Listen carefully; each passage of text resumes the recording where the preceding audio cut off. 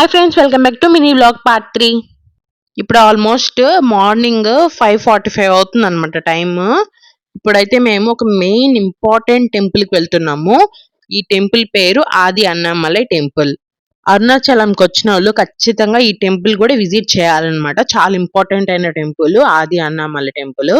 Morning అయితే అయిపోయింది. ఇప్పుడు టైం అయితే ఇంకా 6 అవ్వలేదు. 6కి ఓపెన్ చేస్తా అని చెప్పారు. అందుకని మేము బయట వెయిట్ చేస్తున్నాము టెంపుల్ బయట.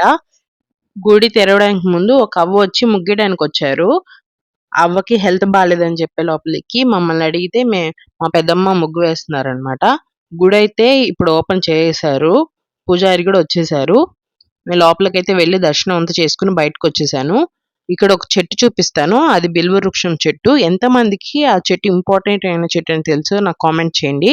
ఎందుకంటే ఈ చెట్టుకి 3, 5, 7, 11 రెక్కలు అనేవి వస్తాయన్నమాట. ఆకులు చాలా ప్రత్యేకమైన చెట్టు అని చెప్తుంటారు. అది అందరూ కోసేస్తున్నారనేసి అలా చుట్టూరు ఎవ్వరు కోయనీయకుండా బోర్డులన్నీ పెట్టారనమాట. అండ్ ఇంకొకటి ఏంటంటే ఇక్కడ ఈ బావి నార్మల్ బావని చూసి దండం పెట్టుకొని వెళ్ళిపోయే వాళ్ళు చాలా మంది ఉన్నారు. కానీ ఇది చాలా ప్రత్యేకమైన బావి అన్నమాట. ఈ గుడి రెనోవేషన్ చేసేటప్పుడు బయటపడింది ఆ బావి. అప్పుడు వెంటనే రమణ మహర్షి గారికి వెంటనే వెళ్ళి చెప్పగానే అప్పుడు రమణ మహర్షి గారు ఆ బావిని వెంటనే మూయిచ్చేశారనమాట. ఎందుకంటే అరుణాచలంకి ఒక గృహ ఉందనమాట. ఈ ఆది అన్నామలై టెంపుల్ ఈ బావిలో నుంచి ఒక గృహ అనేది ఉంది.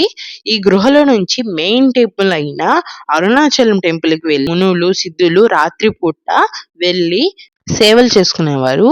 ఇప్పుడైతే మనకి పైన ఆ గృహ పైన ఒక బావి వచ్చేసి వాటర్ అనేటివి వచ్చేసాయి కాబట్టి ఎవ్వరికీ దీని గురించి తెలీదనమాట. ఈ ఆది అన్నామలై టెంపుల్ ఎప్పుడొస్తుందంటే మనం సగం గిరి ప్రదక్షిణలు కంప్లీట్ చేసిన తర్వాత మనం వెళ్ళే దారిలో వస్తుంది.